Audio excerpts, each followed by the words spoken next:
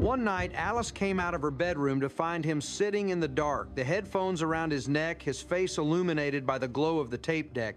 He looked up at her, his eyes full of a new, complicated understanding. "He sounds real, Tommy," said his voice quiet. In that moment, Alice knew she had made the right decision. This wasn't for a book or a movie. This was for the boy in front of her. She was giving him back his father, not the myth or the tragedy, but the man in all his flawed, beautiful, and heartbreaking reality. The story wasn't just being recorded, it was being reclaimed. Chapter 26. The accident, Genevieve said one afternoon, her voice softer than usual. "You've never talked about it. Not to me. Maybe not to anyone." Alice froze. They had been dancing around this topic for weeks, excavating the years leading up to it, but leaving the final terrible moment buried. The storeroom, usually a safe space, suddenly felt claustrophobic. "I don't remember much," Alice said, her voice a clipped whisper. It was a lie she had told herself for so long it had almost become true. Genevieve didn't push. She just looked at Alice with the same patient gray eyes that had seen so much. "Take your time," she said. Alice closed her eyes. The smell of onions and tomatoes was replaced by the scent of rain on hot asphalt, the smell of cheap motel air freshener, the metallic tang of fear. The memories came back not in a flood, but in a series of sharp, painful snapshots. The argument in the motel room. Not a loud one, just a quiet, weary battle of attrition over money, over a missed gig over the future. Don drinking from a bottle of whiskey, his eyes dark and distant. Tommy sleeping in the next bed, a small lump under the thin blanket. Her decision to leave. Not to leave him for good, but just to get some air to dry for a while until the tightness in her chest eased. Don's desperate plea for her to stay his promise, that things would be different this time, the same promise she had heard 100 times before. Her getting in the car. The rain starting a sudden desert downpour that turned the highway into a slick black mirror. The headlights of the truck, impossibly bright, coming out of the darkness. She spoke at all her voice, a monotone, as if she were describing a scene from a movie she had once seen. She recounted the sickening screech of tires, the smell of burning rubber, the final shocking silence.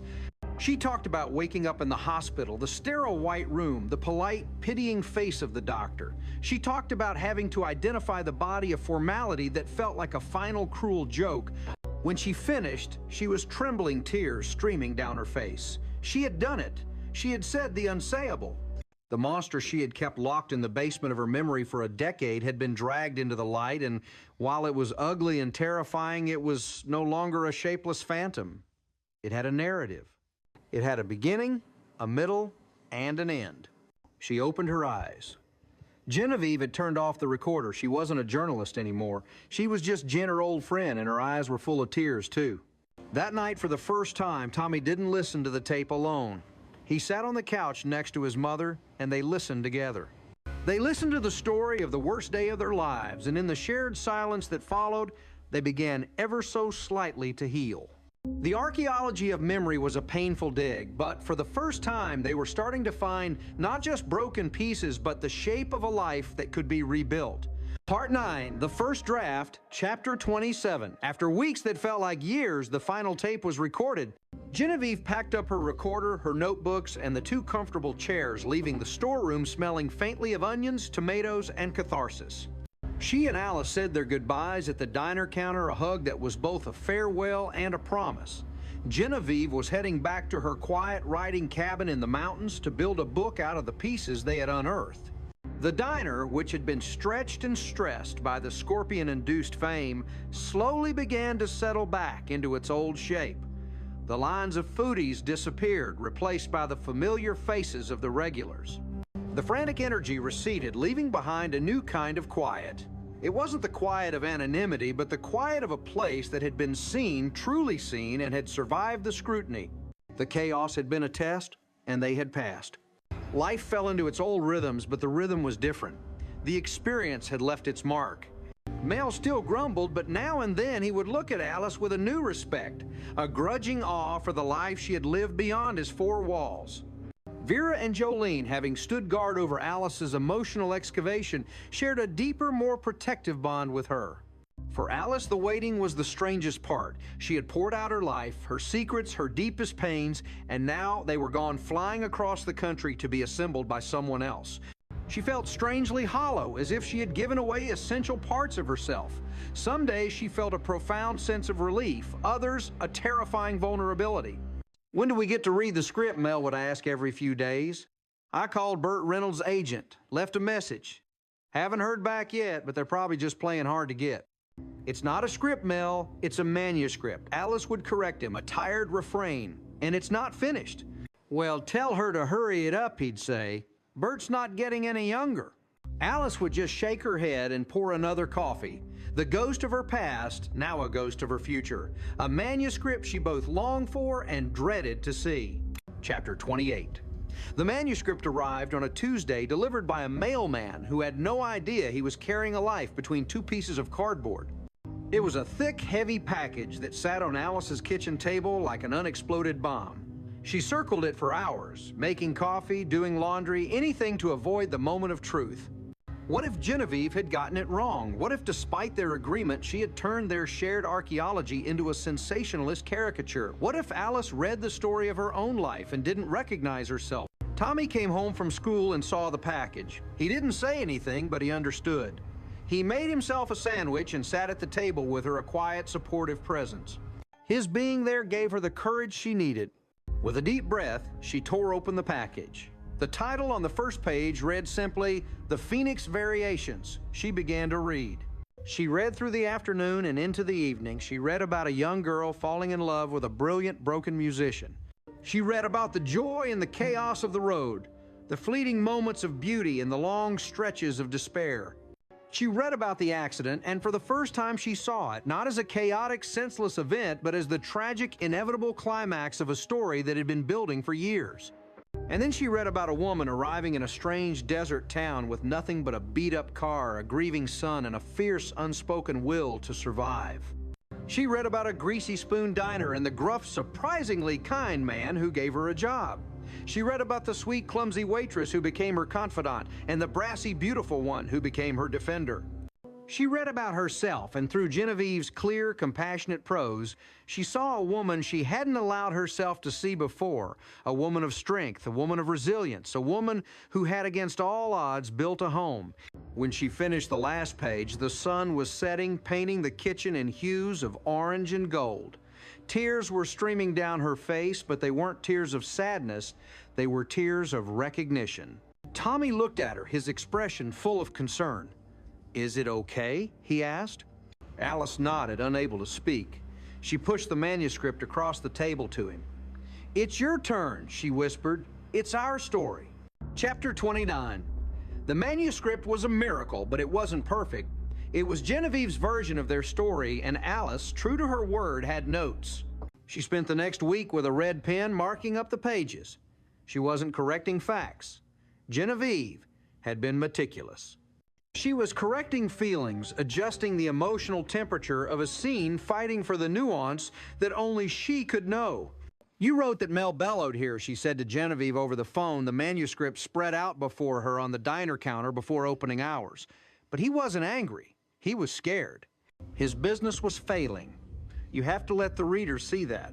But the dialogue is angry. Alice Genevieve argued back, her writer's instincts kicking in. The action is aggressive. "The action is a bluff," Alice insisted. "He's all bluster.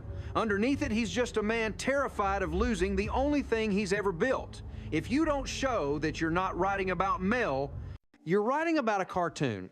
They had similar conversations about nearly every character, every major event. Alice fought to portray Don not just as a tragic artist, but as a man who loved his son even when his demons got in the way. She fought to show Vera's simple observations, not as ditzy, but as a form of profound, uncluttered wisdom. She fought for the complexity of her own choices, refusing to be painted as a long-suffering saint. It was a difficult, painstaking process. It was a tug-of-war between the objective storyteller and the subjective truth of lived experience. But through it all, Genevieve listened. She pushed back, she argued for her choices, but ultimately, she respected the deal. She respected Alice. She made the changes. The book that emerged from this collaboration was stronger, richer, and more truthful than anything either of them could have created alone. It was a story told in two voices, one that could shape a narrative and one that knew the heart of the people who lived it. Chapter 30. The book was published a year later. It didn't have a splashy, sensational launch. It found its audience quietly passed from one reader to another. Critics praised its honesty, its refusal to fall into easy sentimentality. It was a story about grief and survival, yes, but it was also a story about the stubborn, defiant, and often hilarious business of everyday life. It was a story about a place like Mel's Diner. The publication didn't change much, and it changed everything. Mel did not, in fact, become a franchise king played by Burt Reynolds. But he did get a new plaque to hang next to his 25-year award, this one from the Arizona Center for the Book, honoring the diner as a literary landmark. He complained that it didn't come with a cash prize, but he polished it every morning. The diner was a little busier, but the new customers were different from the first wave of foodies. They were readers quiet and respectful. They came not just to taste the chili, but to sit in the place where a story they loved had happened. One quiet Tuesday afternoon, long after the buzz had faded, Alice stood behind the counter pouring coffee. Vera was meticulously arranging toothpicks in a dispenser. Jolene was on the phone with a supplier, expertly haggling over the price of ground beef. Mel was in the kitchen yelling at a pot that was threatening to boil over. Tommy was in the back booth doing his homework, a copy of the Phoenix Variations sitting next to his history textbook. Alice looked around at the scene, at the comfortable, chaotic, beautiful life she had built. The book hadn't been an ending. It had been a validation. It had taken the scattered, painful notes of her life and arranged them into a piece of music that was both heartbreaking and hopeful, a variation on a theme. A customer at the counter, a tourist with a rental car map, looked up at her. "Excuse me," he said. "I was just reading this. Are you that Alice?" Alice smiled, a genuine, easy smile that reached her eyes. She picked up the coffee pot. "Sometimes," she said. "Most of the time, I'm just the waitress. Can I get you a refill?" Part X Echoes and Refrains, Chapter 31, 3 years passed. The Phoenix Variations became one of those perennial regional bestsellers, a book people bought at the airport to understand the strange, sun-bleached soul of Arizona. Mel's Diner became a stop on a quirky literary tour of the state, nestled between a Zane Grey landmark and the bar where Hunter S. Thompson once allegedly punched a sheriff. The diner itself remained defiantly unchanged. The vinyl on the corner booth was still cracked, the coffee was still an industrial solvent, and the chili was still the best in the state. The people, however, had varied. Tommy was no longer a boy doing homework in the back booth. He was a lanky 20-year-old, a music major at Arizona State University, his quiet demeanor now laced with a musician's intensity. The book had given him a father, and in doing so, it had given him a compass. He played the guitar, his fingers long and nimble on the fretboard, and when he played, Alice could see the ghost of her late husband, a gentler, happier version. He didn't play Don's songs. He wrote his own. Jolene had finally done it. She had saved her tips, taken out a small business loan using her chapter in the book as part of her character reference, and opened a small boutique a few miles down the highway. She called it simply Jolene's. It was a colorful explosion of Southwestern fashion and accessories. She still worked a few shifts a week at the diner, claiming it kept her grounded, but everyone knew she just missed the gossip. Vera and Elliot were still blissfully, quietly in love. The piano was now a cherished piece of furniture played on holidays and special occasions, no longer the demanding center of their lives. Vera had taken up gardening with a fierce passion, turning their small patio into a riot of desert flowers and improbable tomato plants. She had, in her own unassuming way, become a cultivator of life. One scorching August afternoon, when the heat made the air outside look like liquid, the bell on the diner door jingled. A man stood there silhouetted against the blinding white light. He was older, with a road-worn face, a tired slump to his shoulders, and a battered guitar case in one hand. He looked around the diner, his eyes squinting to adjust to the dim light, and a strange, sad smile flickered on his lips. "I'll be damned," he rasped, his voice like gravel. "It looks just like she said it would." He walked over to the counter and slid onto a stool, placing the guitar case carefully on the floor beside him. Alice approached coffee pot in hand. "Welcome to Mel's," she said, her familiar, comforting greeting. The man looked up at her, and his eyes, a faded blue, widened in recognition. "Alice," he breathed. "You're Alice." He looked past her towards the kitchen. "Which means that has to be Mel Sharples in there making a pot of chili that tastes like a second chance." Alice felt a cold prickle of unease. This wasn't a reader. This was someone who knew things that weren't in the book. "I'm sorry," she said, her voice cautious. "Have we met?" "No, ma'am, not officially," the man said, extending a calloused hand. "Name's Ray Mackey. I used to play bass for a fella named Don Hyatt." Chapter 32. The name dropped into the quiet diner like a stone in a still pond. Ray Mackey. He was a ghost from the book's unwritten pages, a name Alice hadn't spoken or even thought of in nearly 15 years. He had been Don's oldest friend and his most steadfast bandmate, the stoic silent anchor to Don's brilliant chaotic storm. He had quit the band 6 months before the accident after a particularly ugly whiskey-fueled argument with Don and had simply vanished from their lives.